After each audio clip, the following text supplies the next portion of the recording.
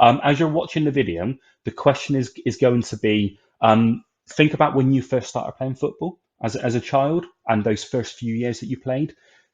Have a look at how the kids are looking, how they're feeling in this video, and how did you feel when you first started playing football? What was the best bits? So take a minute to watch and to think about that, and then Coach Developers, I'm going to pose that question to you after.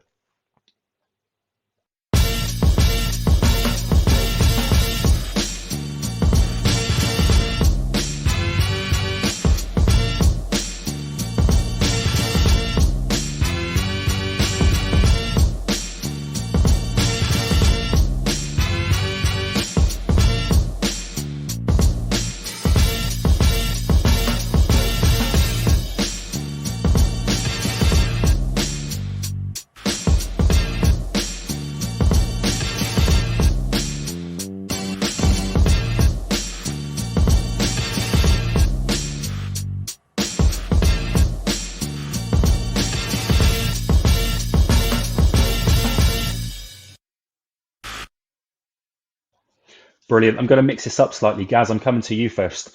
Um, how did you feel when you started playing football? Can you relate to any of those emotions and give us some examples of the types of things that you did in terms of playing football that brought some of those emotions out? Yeah, definitely. I think if you look at some of the pictures and the imagery that you see in the video, it takes me back probably to one of my earliest memories of playing the game. And it was when we'd sort of started, and I'd started playing in a grassroots team. And when I'd scored my first goal, and you see lots of people in that video where they've done something or they may have scored, or there's a moment of the game where they just run off and they're celebrating.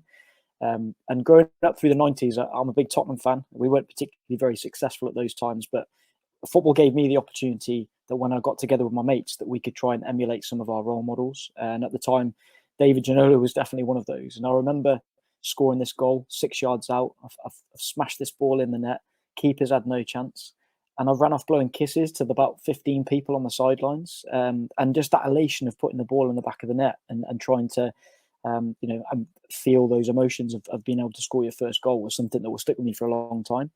And actually, just this weekend, just gone, I've got a little boy, 6 years old. He scored his first goal this the weekend as well. And to watch that back through, I guess, a parent's eyes of seeing your son do the same thing was actually something which was really brilliant. I guess even before that, I think if I think back to some of my first experiences, a lot of it was playing sort of street football, playing lots of games in the street with your friends and Wally. And my parents have got a big wall down the side of their house. There's a huge crack down the side of it, and they don't thank me for it. But lots of that is from games that we used to play in the street with kids and just kicking the football around. And maybe we don't do a lot of that anymore, particularly for kids. There are other things that they might try and prioritize, but I'd get home from school, I'd chuck my bag down, and then I'd be outside kicking the ball against the wall with my mates as a football. So, those were some of the early memories, fun, enjoyment, and lots of sort of exciting memories and stuff for me. Brilliant. Thank you, Gaz. Before we bounce the question on, we did a webinar like this earlier in the week, didn't we, Gaz? And I think some of the coaches might have complained a little bit about the fact that we spoke about very old football players constantly. So you've brought in David Ginola. We'll see where Jay and Lee take this. But Lee, I'm going to come to you next. How did you feel when you first started playing football? And very similar. Gaz mentioned Wally and he mentioned David Ginola. Did you have kind of players that you really aspire to, and you had games that you might have played with your friends? Yeah, no, I think I'm not sure I'm going to help here, but he was he was older than I was, but my kind of person was Stuart Pearce. So he's like old, in my opinion. Anyway, old. Some people are, he wasn't old, but he was old. And the reason, I think, it was before I was born. But anyway, it was number 3 was my favourite number, and he wore number 3 for England, I think it was. And then it was a connection to Nottingham Forest through the family. So weird connection. But anyway, he was like my hero because he was just like really tough, and that's what I really liked. And then number 3 became my favourite players. So whoever played number 3 for Southampton or whoever were always my favourite players. Weird connection, I know. But it's weird how those sort of things work. But then my favourite memories, mine was the opposite, Gary, to yours, from scoring a goal. I played defender, probably linked to some of that stuff there. And we were playing this game, and I can't remember if it was an important tackle or not, but I just felt like a hero. I thought an absolute legend. I've managed to side tackle, stop what I thought was going to be an ultimate goal. And I just remember that buzz of doing something what I thought was really cool at the time. The parents clapping, or that kind of your teammates saying well done. it just made you feel $1 million. It might have been absolutely nothing. I can't remember. I just remember making this one tackle.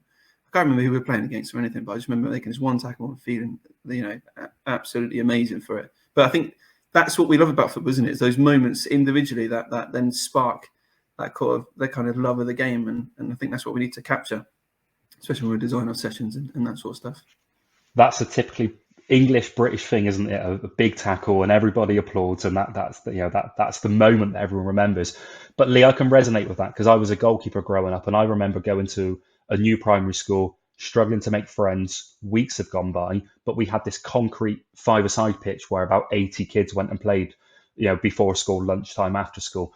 And for some reason, one week, because I was not very good at football, had no friends, I just went in goal and I dived once on concrete, and suddenly I was a hero.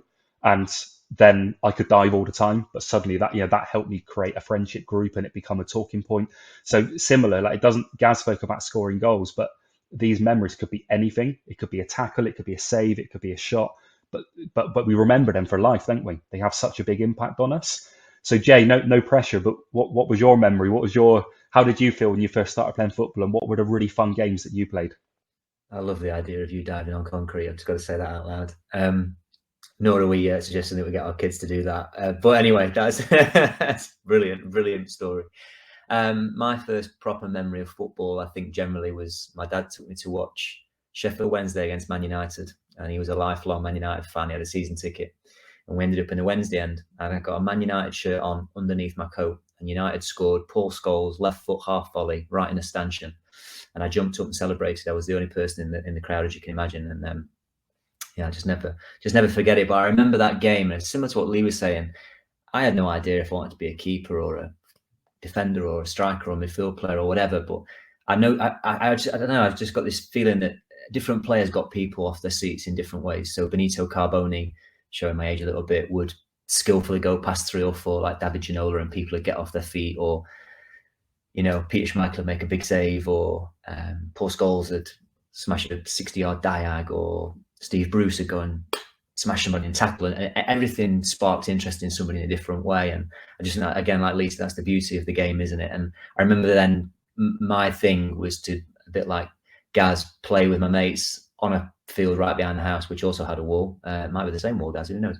And just playing in what we call Cuppos, or World Cup 1v1 in today's market, I guess. Just trying to beat each other, little flicks and tricks, or tackles in Lee's case. And just trying to be as good as you can. Heads and volleys, that was another one. Used to play that a lot. Used to absolutely love that. And then the other one, and I must say, with permission, and we're not suggesting we do this either, my dad asked the shop person who owned the shop if he could put a little hole in the wall and paint a goal on it, which he kindly, for whatever reason, allowed us to do that. And so I just used to take free kicks and try and, be David Beckham, basically, and bend it into the little hole in the wall. Loads of games, loads of amazing memories. Just loved it. Absolutely loved it. Superb. Thank you, guys. And I think as new coaches, if many of you are, you might be experienced coaches, and this just might be your first course that you're doing, but whatever stage you're at with your coaching, a fundamental message needs to be your role as a coach is to help players create these memories. Listening to Jay, Gaz, and Lee speak very passionately about these memories they've had as kids, we need to be coaches that help kids create these. Or even if we're coaching adults, we need to help players have these memories, and they need to engage with football in such a way that it stays with them for life. Because if we don't do that, they're going to drop out of football, and that's no good for anyone. So at whatever angle we look at this, we need to make sure that engagement is very high when we coach.